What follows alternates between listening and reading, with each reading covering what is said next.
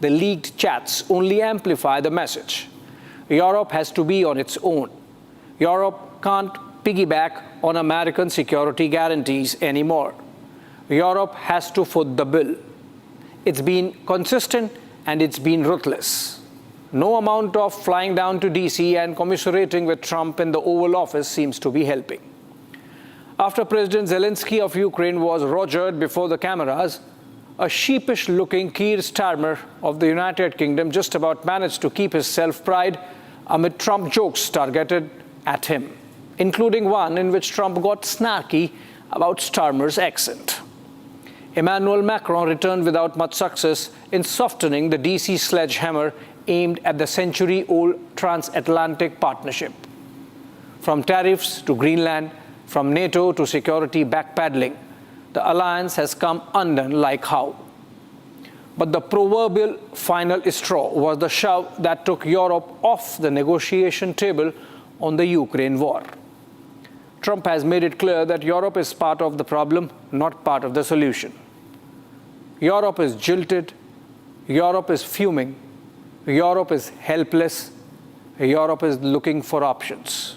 And unfortunately, Europe is pivoting to China. As we speak, European Union Trade Commissioner Maros Sefcovic is in Beijing negotiating a trade deal with China. The Chinese would be mighty pleased. Europe is their biggest trade partner at annual bilateral trade of Euro 730 billion plus. But the relationship faced strong headwinds last few years owing to their Russia pivot and at the economic and military support they provided Moscow in its Ukraine war. Another example of the China slant in Europe. Germany has been batting within the EU against tariffs on Chinese electric vehicles. Even the United Kingdom restarted an economic and trade dialogue with China that had stalled since 2019. EU chief Ursula von der Leyen hinted at the softening stance towards China before EU ambassadors at a meeting in Brussels in February. I quote, "We will keep de-risking our economic relationship. There is room to engage constructively with China and find solutions in our mutual interest.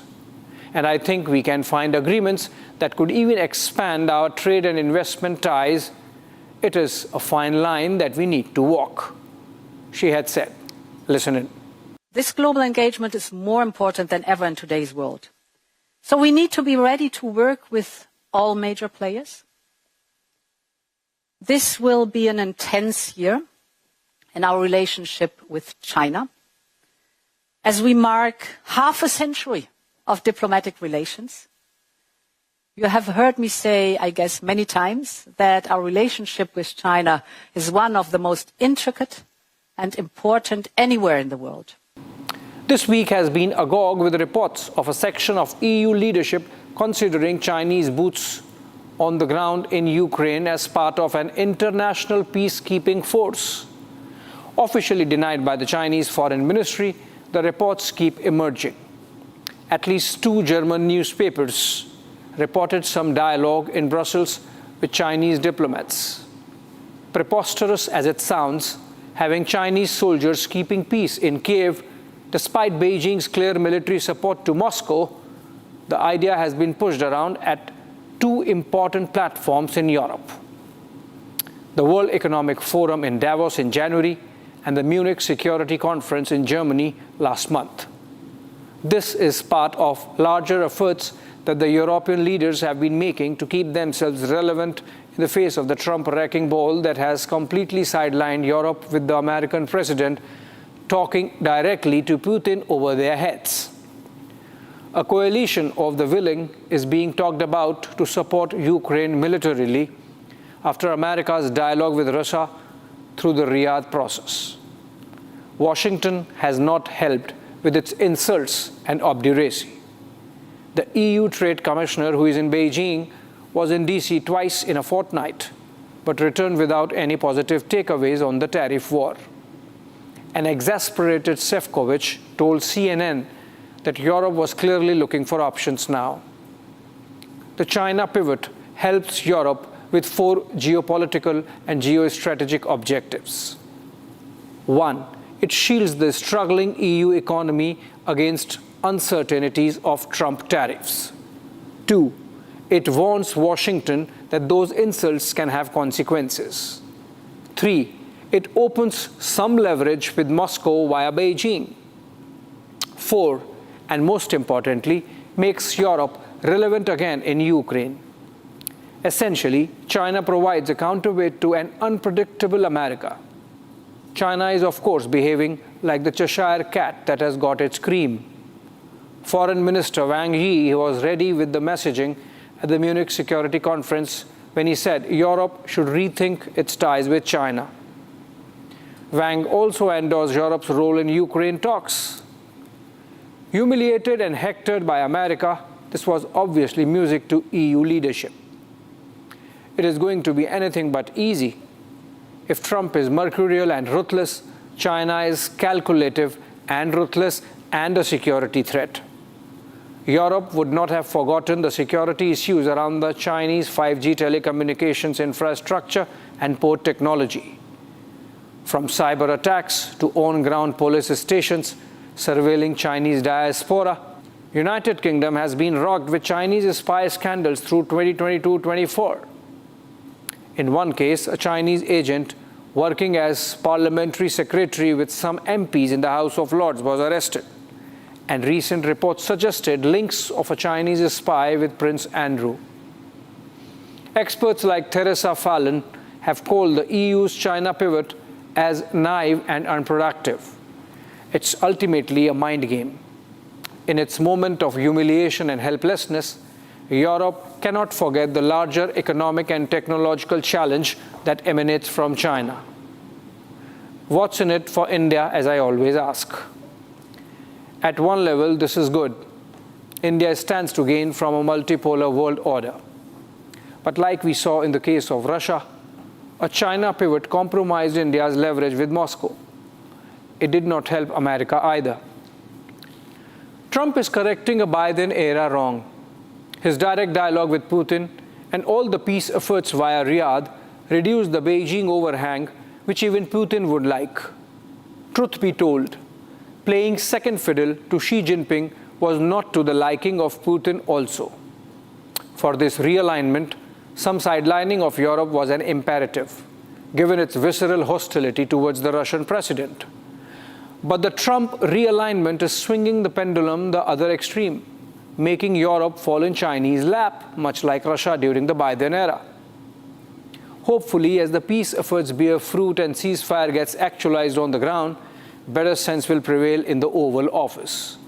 That takes me to the second segment of the episode, which is, what is the territorial deal that's being talked about in the Ukraine war? Moving on.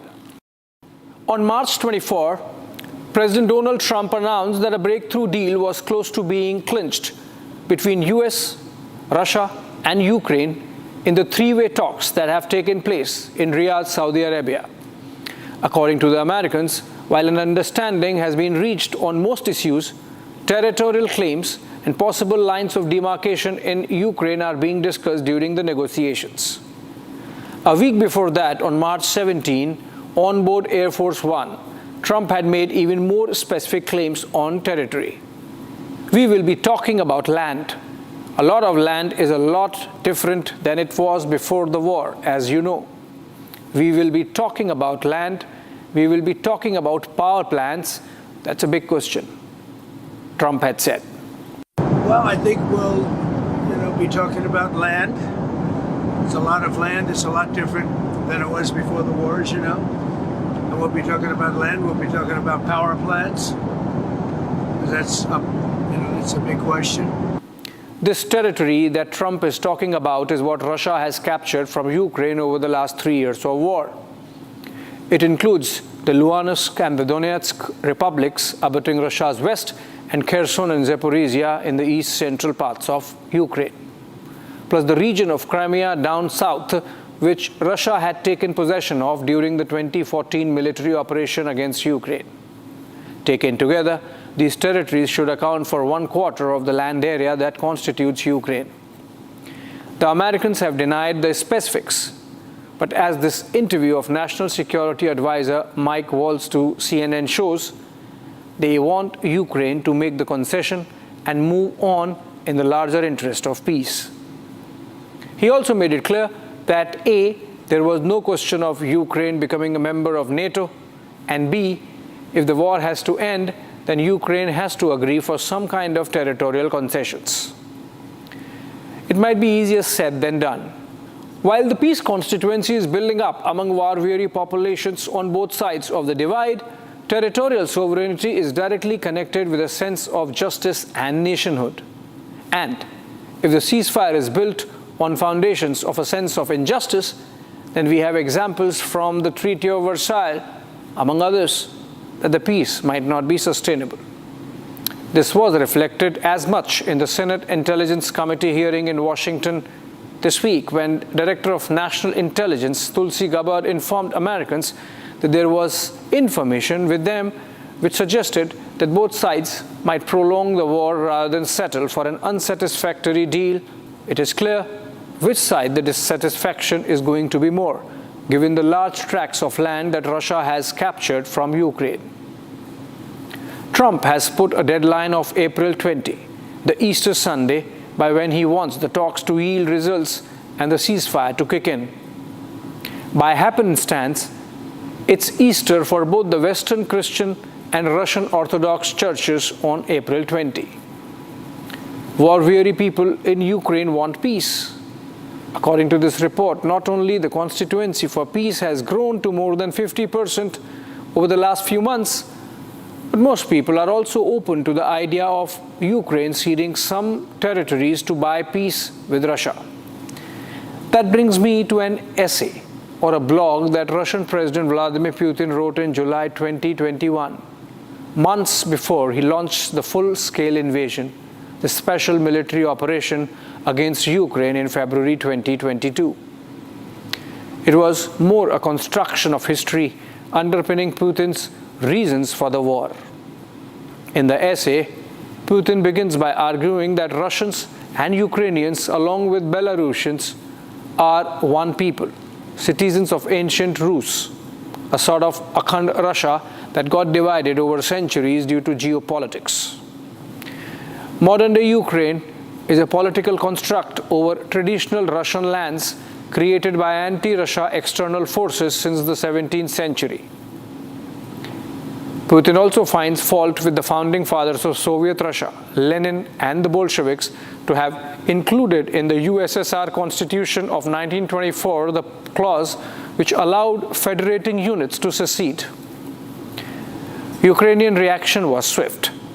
Zelensky called the talk of brotherhood in the essay as being similar to the biblical fable of Cain and Abel. The article was compared to Hitler's Sudetenland speech by some others in terms of delineating Putin's expansionist ambitions. I went through it word for word then and could not help but notice the nostalgia that sometimes we have for Akhand Bharat, for the territory that is now identified as Pak-occupied Jammu and Kashmir, once had the Rig Vedas being written there. Let me read just one para from Putin's essay. Russians, Ukrainians, and Belarusians are all descendants of ancient Rus, which was the largest state in Europe. Slavic and other tribes across the vast territory, from Ladoga, Novgorod, and Peskov to Kiev and Chernigov, were bound together by one language, which is now referred to as Old Russian. Economic ties, the rule of the princes of the Rurik dynasty, and after the baptism of Rus, the Orthodox faith.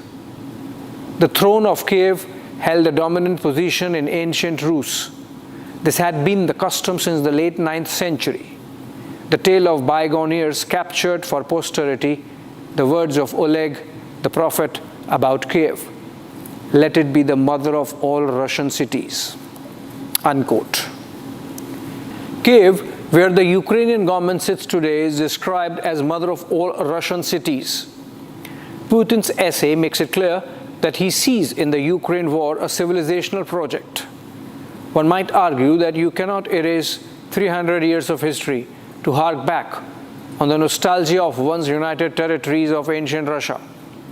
but it is just a thought. Like in the case of Russia with Ukraine, so in the case of China with Taiwan. It is a political construct. The Taiwanese nation, after all, is essentially Chinese nation. The Kuomintang government of Chiang Kai-shek was as Chinese as any except for its political position. Between the Communist Party of China, the CCP, and Kuomintang, the political difference was not on Chinese nationhood, but on the system of government.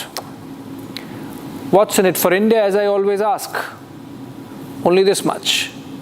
If there can be an Akhand Rus, if there can be an Akhand China, can there be an Akhand Bharat? Why not?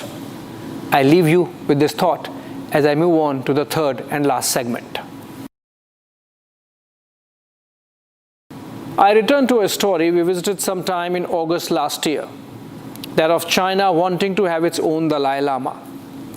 This week marked the 66th anniversary of the escape of His Holiness the 14th Dalai Lama from Tibet in 1959. On the same day, March 17, we had Yu Jing, the spokesperson of the Chinese embassy in New Delhi, post a foreign ministry claim that reincarnation of the Dalai Lama must follow Chinese law. She also mentioned a comical method of draw of lots using a golden urn to pick up the successor of the present Dalai Lama. This got an immediate rebuttal the next day from the office of His Holiness. Its secretary, Dhundup Gyalpo, called it a state-controlled lottery with no historical basis. He also drew attention to the fact that China played no role whatsoever in the search or recognition of the 14th Dalai Lama. In fact, its representatives had to apply for visas through British India just to attend his enthronement ceremony, merely as foreign guests like everyone else. The immediate backdrop of the post was the release of Dalai Lama's autobiographical account in a book called Voice of the Voiceless on March 11, in which, among other things, the Tibetan spiritual leader spoke of how his successor would be born outside China in the free world.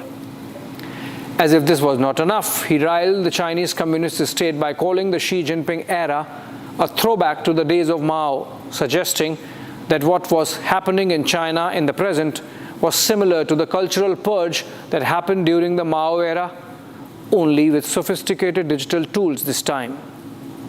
This is what he writes in the book, and I quote, "Judging by Xi's last decade in office, when it comes to individual freedom and everyday life, China seems to be reverting to the oppressive policies of Mao's time, but now enforced through state-of-the-art digital technologies of surveillance and control," unquote. As if this was not enough to rile the Chinese, the book goes on to call Chinese occupation of Tibet by Mao in 1950 a blatant land grab of an independent nation by force. Beijing was up in arms. The Foreign Ministry spokesperson Mao Ning said that the lineage of the Dalai Lama, living Buddha, was formed and developed in China's Tibet, and his religious status and name were also determined by China's central government, adding that the reincarnation should abide by the national laws and regulations. In New Delhi, Yu Jing pushed the envelope further with the suggestion of lottery to pick up the next Dalai Lama.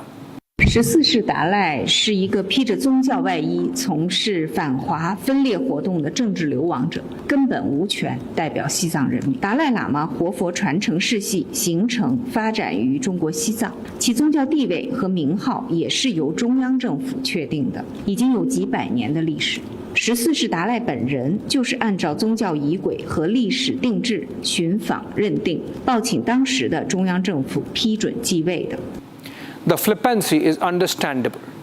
China considers the 14th Dalai Lama, Tenzin Gyatso, as a separatist and fears that any independent successor might strengthen the resistance and separatism for another lifetime. By controlling the reincarnation process, China gets its own Dalai Lama, buries the resistance, and gets tighter control over Tibet. With a pliant Dalai Lama, China can confidently announce to the world a permanent resolution of the Tibet issue. It is unlikely that a Chinese puppet would be respected by the world Tibetan community. China tried unsuccessfully in 1995 by banishing a Dalai Lama selected Panchen Lama, the second most important post in Tibetan Buddhism, and planting their own choice. The Chinese appointee, Gyaltsen Norbu, is yet to get global acceptance, and some reports suggest even Beijing doubts his commitment now. According to one such report, Norbu was asked to appear before the bureaucrats of the Communist Party's propaganda department last month and told to strengthen his political belief in the Xi Jinping thought on socialism with Chinese characteristics for a new era. That's thought control at gunpoint, Chinese style. That's why Dalai Lama has made it clear in his book that his reincarnation would be born outside China. This is what he says. Since the purpose of a reincarnation is to carry on the work of the predecessor, the new Dalai Lama will be born in the free world so that the traditional mission of the Dalai Lama, that is, to be the voice for universal compassion, the spiritual leader of Tibetan Buddhism, and the symbol of Tibet embodying the aspirations of the Tibetan people will continue. This means clarity on some important questions for the followers of the faith. 1. That the institution would continue. 2. The successor would be from outside China and hence not be Chinese. And 3. The reincarnation would happen as per the old and ancient traditions and not by the comical draw of lots being suggested by China. Reactions were immediate. The Chinese ones I have recorded. On March 21, a meeting of the Indian Himalayan Council of Nalanda Buddhist tradition took place in New Delhi. It passed a resolution affirming that the reincarnation would be as per the will and process of His Holiness, that the process was deeply religious and spiritual and not a political one. They also warned China to stay away, saying that as a communist country it did not accept religion, so it should not interfere in Buddhist practices. Now, like I always ask, what's in it for India? We have hosted His Holiness the Dalai Lama for 66 years on grounds of human rights and compassion. He has evolved into a global voice of reason and spirituality and is not seen from the narrow prism of the Chinese Communist Party. He is completing 90 years in July this year. There's a view among his followers who revere him as the living reincarnation of the Avalokiteshwar, that his reincarnation should be declared within his lifetime and the next Dalai Lama be blessed by him in person. This would leave no doubts and no contest with the Chinese Dalai Lama. That would be a good objective for us too. India officially recognizes Tibet as part of China, and there should be no concerns for Beijing on that. But then you never know. The kind of breach of all agreements and understandings we saw by China in 2020, we need to keep a leverage against the machinations of the Chinese state. Like India has moved on from the UNSC resolutions on Jammu and Kashmir, given the lapse of time, any repeat lapse of judgment by China of Galwan or Doklam kind can be met with selective amnesia on Tibet. Thanks for watching.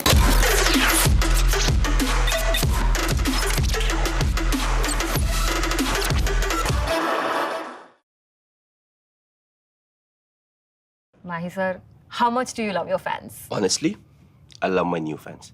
पुराने वाले बेकार में शोर करते थे. Sir fans हैं शोर तो करेंगे ही ना. नए वाले नहीं करते. And they listen to what I say.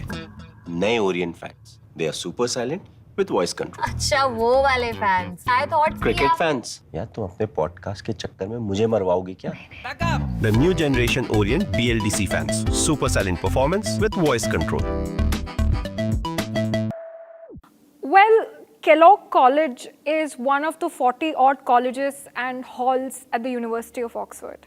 And Kellogg College was the place where Mamata Banerjee went on to give her speech, excerpts of which have been going viral on social media now.